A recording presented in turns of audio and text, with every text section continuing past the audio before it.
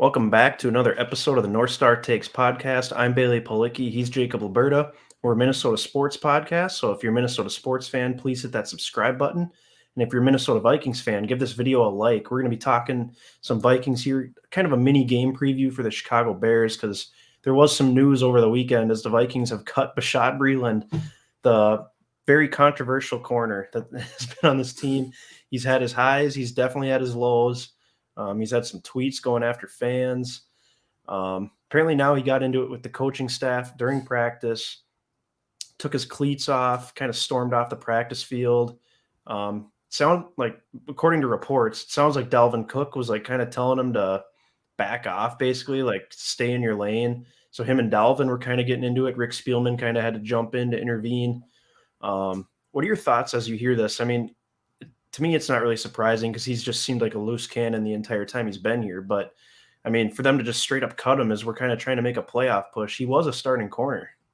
Yeah, I think it's ridiculous when your GMs get in the middle of a scuffle during practice. Like, that never happens. When do you ever hear a Right. GM getting involved in anything at practice? Like, are you serious? And then immediately going having a talk in his office afterwards, and then he's just done here. So yeah, I'm not sure. Obviously, that nobody will really know except for the players and everybody on the team that was at the practice would know what was said, but must have been a pretty terrible sequence of events. I feel like maybe this has been boiling over, or maybe it just boiled over on Saturday, and we were just building up to this point because obviously his performance this season has not been good, and maybe he hasn't been a good teammate in the locker room. So maybe this was just a long time coming, and now it's just coming to the forefront in front of everybody. So Yep. I think that it's like it is kind of surprising, like he said, for it to be this close to the end of the season, and being that he is one of our starters, even though he hasn't played that great, to just straight up cut him. But at the same time, it's like it's not horribly shocking, I guess, because he's Yeah.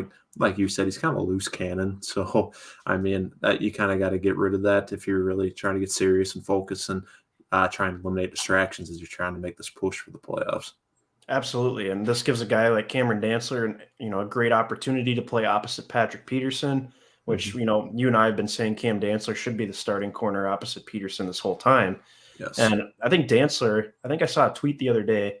Dantzler's our highest graded corner according to PFF. I believe he's 27th out of, I want to say 130 corners or something. Patrick Oh wow. Peterson's in the 50s or 60s, and Breeland's all the way down towards the bottom. Oh So yeah. even though he's tied for the team lead in interceptions, um, he's just had so many bad plays, bad pass interferences, getting burned. I'm not too heartbroken over this. It's No. just it's another distraction. It's another classic Minnesota Vikings story that pops up. You got the news with all these players coming down with COVID across the NFL. Then the Vikings pop in with their corner having a meltdown at practice and having to cut him. Yeah, this is the kind of stuff though that happens in a year where your coach gets fired, and we're at the end where everything's just like the ship is sinking, and everybody's making all these last ditch efforts to basically try and patchwork this season, or yeah, basically put together some sort of good run to end the year to at least squeak in the playoffs, see if you can make something happen, see if you can play better football than you have all year for a sustained stretch here at Yep. the end of December. So it it is one of those things. I think now it's just with the Vikings, but with any team, I feel like I don't think it's coincidental when the coach is on the way out, and then there's just a ton of distractions surrounding the team, and whether it be involving the coach or not. Yeah, exactly. So kind of shifting gears here. The Vikings are getting healthier, though. They had a laundry list of players on the injury report the last couple of weeks, but going into this game, at least when they first came out with the injury report Friday, Breeland was questionable with a non-injury designation or whatever, and then of course he gets cut. So Yeah. otherwise, the only other player that's questionable for this game, nobody was ruled out. Adam Thielen is questionable to play, which personally I don't think it'd be smart for him to come back on a cold night at Soldier Field, which has historically horrible grass, especially at the end of the Yeah, season. that's not great. He's coming off a sprained ankle. I don't think that's a smart play for him to try to push to come back in a game like this, especially now. The Bears have all these guys out due to COVID. A good chunk of their defense, really everyone besides their defensive line, is on the COVID list. So the Vikings theoretically, which knock on wood because we lost to the Lions, Yeah.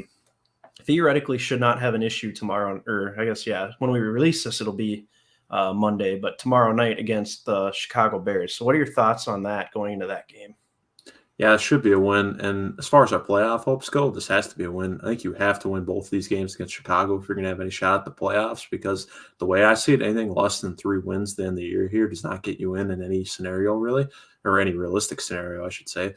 So to get to those 3 wins, if you lay out a roadmap, you have 2 Chicago games, home and away, and then you got at home against the LA Rams and on the road against Green Bay. Yep. So there's no way you're winning both of them. So that leaves those 2 Chicago wins that have to be musts, and then you have to find some way to probably pull one out of the bag against LA or Green Bay in games you will not be favored in. So I'd say this is kind of do or die time. I know they won't technically be mathematically eliminated. I know we say this every week how important these games are, but like this Monday night game feels like win or go home. Like that's it. Because if you lose, then you got to win 3 in a row to end the year, and I don't see that happening against 2 of the best teams in the NFC in the next 2 weeks that would follow this loss.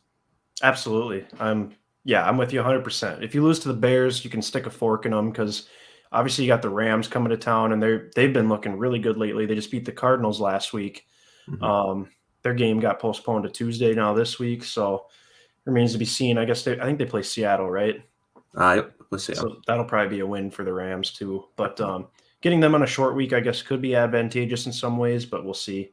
At Lambeau on Sunday Night Football, I have zero faith in that unless somehow the Packers have the 1 seed locked up by then, which I highly doubt given how close the top of the NFC is still. But as we're recording, Tampa Bay is losing to New Orleans. So depending how that finishes out, that could give the Packers a significant advantage going into these final 3 weeks. But so that's really the only scenario I think, is if they're somehow resting starters at that point.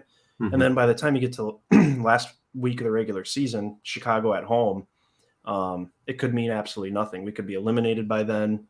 And that of course would be like last year where we're eliminated, play a crap team the last week of the season, and we get a nice W going into the off season because you want to win every game you possibly can, and you don't play football to lose, and that's stuff we were hearing last year and ended up costing us a couple draft spots. So I don't know, man. I've come to terms with us missing the playoffs, but there's still that slight possibility we can get in there, and I don't know if I want to see that because it'll be like watching a slow death basically of a football team. I wouldn't believe it until they win. They have to win this Monday night game first. Then I'll start to think about it going to that Rams game. But I'm not buying into any of this until they win convincingly. And I really have a hard time seeing that happening in Chicago. That's historically Kirk's worst opponent for us in the 4 seasons he's been here. He's been awful basically in almost every game we played Chicago. Yep. So I don't know. I don't have any reason to expect any different. I realize they have a lot of guys out, but still, it's just the aura surrounding a Monday night game on the road at Chicago in the cold. Like that's not it. So I wouldn't get too excited about this yet either. No, absolutely not. So I guess looking at the landscape of the NFC here, it looks like the top 6 are locked in pretty well. San Francisco's kind of asserted themselves as that 6th seed now. After winning several games in a row. I think they've won 4 games in a row at least. Yep. I think so. No, they lost to Seattle a couple weeks ago. Oh, that's right. Yeah, they did drop that one. But otherwise, I mean, they've been fantastic. Establishing the run game. The defense has been stronger. Clearly, they beat the Vikings, which was a huge win for them to get that head-to-head tiebreaker. So we got Washington currently at the 7th seed. Then behind them, you got Vikings, Eagles, and Saints. Saints I'm still not terribly worried about, but I mean, if they pick up this win over the Bucks, that's a huge flip. Yeah, that brings them back to 7-7. So, who do you see getting this final spot if it's not the Vikings? I feel like it's got to be. I feel like it's the team you didn't even mention. I think I'm going to say Philly.